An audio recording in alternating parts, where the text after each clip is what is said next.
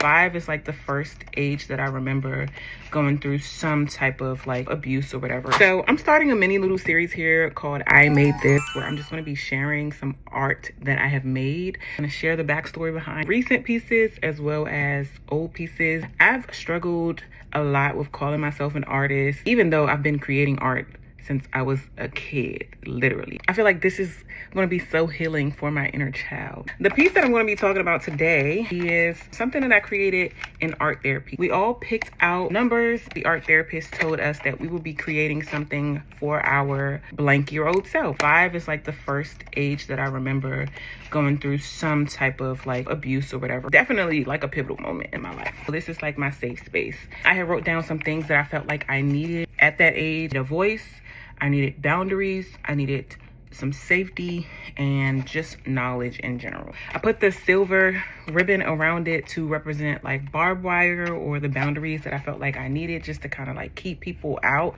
Yikes. Fingers, secrets.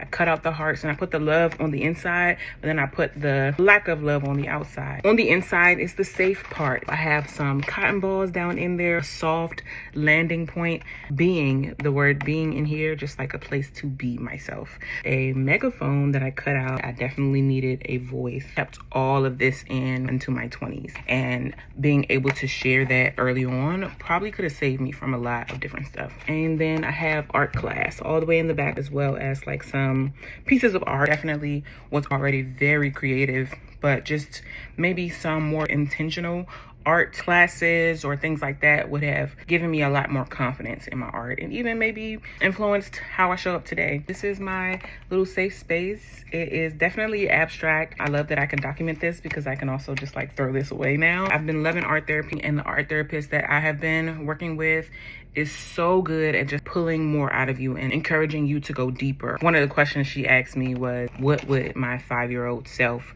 say about who I am today? The first thing that came to mind was just like, she would be surprised that I'm not like an artist. I'm not doing something within art, because I'm not like creating art for a living or anything like that. But the therapist, who does know me outside of therapy, pushed back and reminded me that I live very artfully in general. And I really, really needed to hear that.